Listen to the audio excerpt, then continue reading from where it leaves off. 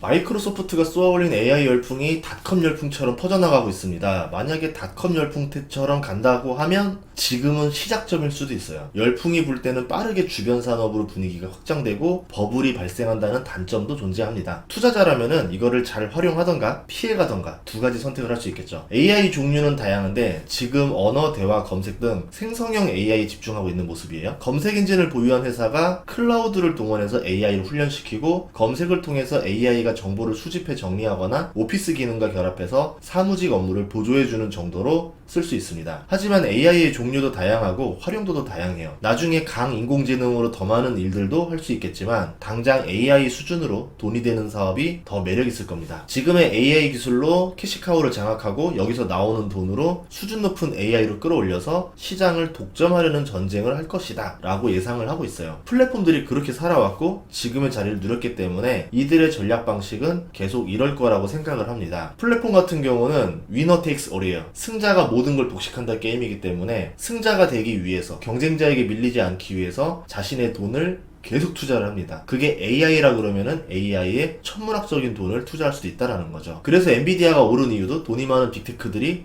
AI용 클라우드 개발에 재빠르게 돈을 들여서 확장하고 있기 때문에 AI용 그래픽 카드가 불티나게 팔린 겁니다. 그렇게 주가가 올랐죠. 그러면 이 열풍이 다음 어디로 갈 것인지를 생각해 봐야 되겠죠. 예측하기 쉽진 않아요. 하지만 가장 쉬운 거부터 하나씩 간다라고 가정을 해보면은 검색을 활용한 광고 시장이 AI를 활용하기 가장 좋습니다. 주제를 이해하고 데이터 속에서 고객이 원하는 답변을 찾아낼 수 있고 이거를 광고로 자연스럽게 연결할 수가 있어요. 구매를 이끌어낼 수 있다면은 검색 플랫폼에 광고비를 투자하는 기업들이 늘어날 겁니다. 구글은 앞으로 검색 천문단에 바드 답변을 띄울 예정인데 네이버 지식인 시절처럼 이렇게 성실하게 답변을 해주겠죠. 그런 바드를 통해서 만족스러운 답변을 얻은 검색자는 그 아래로 스크롤을 내리지 않게 됩니다. 바드 문단에서 머무는 시간이 길어지겠죠. 오른쪽에 추천 상품을 띄웁니다. 그러면 구매로 연결될 가능성이 높아집니다. 하나투어도 검색을 통해서 여행을 추천해주는 AI 서비스를 시작했어요. 기업들이 이렇게 많이 활용하는 건데 하나투어가 자체 엔진을 쓴다기보다는 다른 검색 엔진들을 활용해서 쓸 가능성이 높겠죠. 네이버는 카페 댓글에 자연스럽게 광고 댓글을 달아서 누르면 상품 구매로 이어지게 만들었습니다. 광고라는 마크를 살짝 달았는데 속기 좋게 만들어놨죠. 그래서 광고인지 눈치채기 어렵습니다. 이게 예전에 이런 마케팅들을 해서 사람들이 달아서 했는데 이제 AI가 자동적으로 달기 때문에 구글과 네이버가 얻는 광고 수익은 증가할 수밖에 없겠죠. 물론 광고도 사람들에게 스트레스를 주는 광고면 안 되겠죠. 스트레스를 주지 않고 편의를 주면서 자연스럽게 구매로 연결할 수 있는 플랫폼이 어디냐, 이걸 잘 찾아볼 필요가 있을 것 같아요. 그래서 AI 수혜로 보는 기업은 디지털 광고 플랫폼이라 생각을 하는데요. 글로벌 점유율을 보면은 구글이 27.5%로 1위입니다. 메타가 계속 올라오죠. 25.2%로 2위예요. 3위는 9.5%의 알리바바인데 중국 비중이 높은 편입니다. 글로벌이라 말하기 좀 애매하긴 해요. 그래도 아태 지역에선 1위, 글로벌 3위입니다. 전 세계 28개 지역에서 서비스하고 있고 글로벌 지역마다 데이터 센터를 세우고 있는 중이에요. 최근에는 반값 클라우드를 내세우면서 경쟁자를 후려치고 있고 분할 상장을 하게 되면 자금 조달을 통해서 규모를 한 번 더 키울 가능성도 있어요. 4위는 아마존으로 7.3%입니다. 온라인 서점으로 시작해서 온라인 쇼핑 회사로 시장을 장악했고 그 다음 클라우드도 글로벌 1위에 있죠. 쇼핑을 기반한 검색 엔진이긴 하지만 클라우드를 가지고 있고 쇼핑과 연결되는 AI를 선보이고 디지털 광고 시장 4위이기 때문에 사람들 시야에 안 들어와 있을 뿐이지 AI로 돈 되는 일들을 빠르게 적용할 수 있는 기업입니다. 거기에 음성비서 AI 알렉사를 활용하면은 쇼핑에서 활용도는 더 올라갈 수가 있겠죠. 그럼 국내에서는 어떻게 되고 있을까?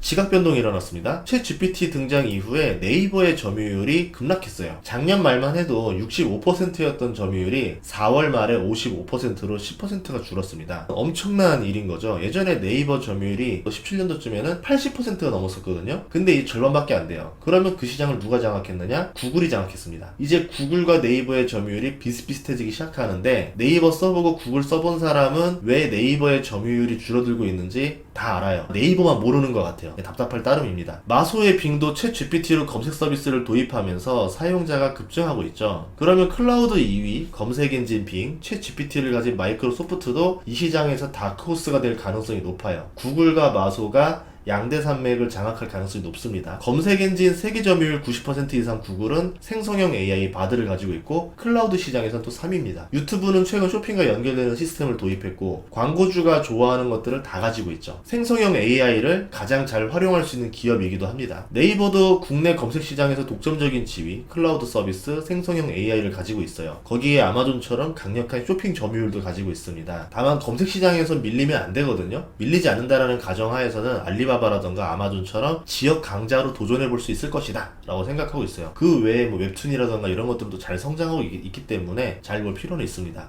AI를 가장 효과적으로 활용할 수 있는 시장이 디지털 광고 시장이고 이 기업들이 빅테크 기업들이에요. 그리고 이 기업들은 저마다 클라우드를 가지고 있습니다. 클라우드는 단순히 저장 공간을 공유하는 걸 넘어서 작업의 공유, 프로그램의 공유도 가능합니다. AI를 클라우드랑 결합을 시키고 클라우드 고객들이 AI 기능을 활용할 수 있게 하면은 클라우드 고객으로 전환을 더 빠르게 할 수 있겠죠. 그럼 클라우드의 성장세가 더 빨라지는 겁니다. 안 그래도 클라우드가 고성장세인데 예상보다 성장률이 더 빨라진다는 거는 클라우드 매출 비중이 높은 기업은 어닝 서프라이즈가 나올 가능성이 높다라는 거죠.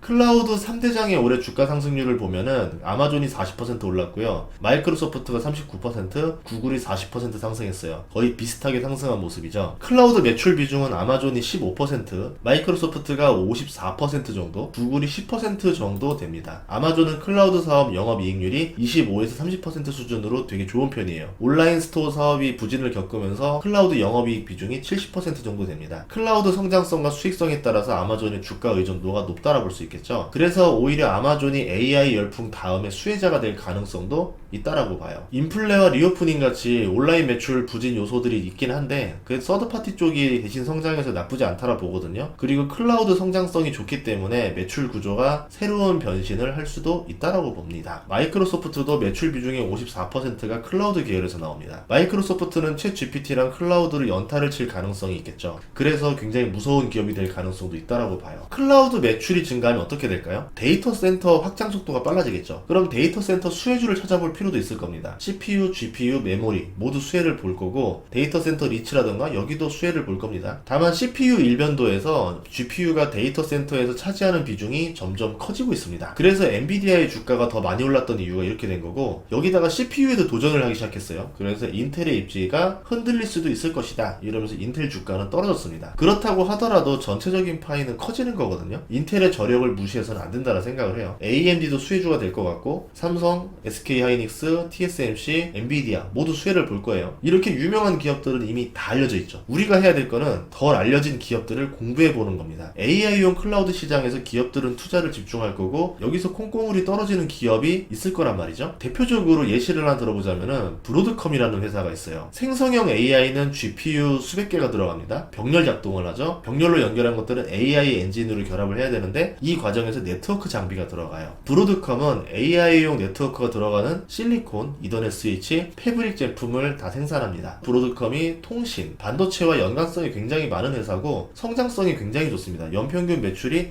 38%씩 성장하고 있어요. 물론 늦었어요. 왜냐하면 연초에 주가가 많이 오르지 않다가 최근 한 달에 30% 올랐습니다. 이런 식으로 이 회사도 AI 수혜주다 이러면서 실적이 같이 늘어나는 기업이 먼저 주가 상승을 할 가능성이 있다라는 거죠. 그래서 브로드컴을 사라는 얘기가 아니라 브로드컴처럼 AI와 연관돼서 실적이 좋아질 수 있는 기업을 찾아보자라는 얘기입니다. 실적이 없는 AI 수혜주들도 있는데 이거는 어떤 게 어떻게 오를지를 모르겠어요. 예측이 불가능하고 떨어질 때는 충격도 굉장히 커요. 좀 리스크가 있는 투자죠. 뭐 100만원 정도 푼돈 투자하는 건 모르겠지만 여러분이 그런 마인드로 투자하시면 안 되고 무겁게 움직여야 돼요. 예를 들어서 여러분이 살고 있는 집을 팔아서 샀다 팔았다 단타할 수 있겠어요? 못하죠. 가장 확실하다 생각하는 기업들에다가 분산 투자를 하셔야 됩니다. AI 열풍이 단순히 메타버스처럼 빠르게 끝날 수도 있을 거고 아니면 10년을 이끌어가는 사이클이 될 수도 있을 거예요. 결과는 아무도 알 수 없어요. 저도 알 수 없고요. 하지만 공부를 해두면은 기회를 놓치진 않을 수 있다는 거죠. 만약에 내가 단순히 메타버스 같은 열풍이야, 버블이야 라 생각하고 투자를 안 했어요. 근데 이게 진짜로 10년 사이클이었다라고 하면은 땅을 치고 후회하겠죠. 그리고선 10년 뒤에 이런 말을 할 겁니다. 그때 내가 그걸 샀어야 되는데 못 샀어. 고민하다가. 이렇게 말을 해요. 그거는 실패론이라는 거죠. 그때 내가 살 수 있을 만큼 공부를 했어야 되고 결심을 했어야 되는 겁니다. 내가 몰랐기 때문에 투자를 못 했던 거거든요. 있거든요. 알아야 투자를 하던가 말던가 하는 거예요. 여러분의 투자 금액이 점점 나중에 시간이 지나면 커질 거 아닙니까? 그러면 모르고 투자하는 거는 굉장히 위험한 일이 돼요. 알아야 내 돈을 지킬 수 있거든요. 다음 시간에도 좋은 정보를 찾아뵙겠습니다. 구독과 좋아요, 알림 설정 부탁드릴게요.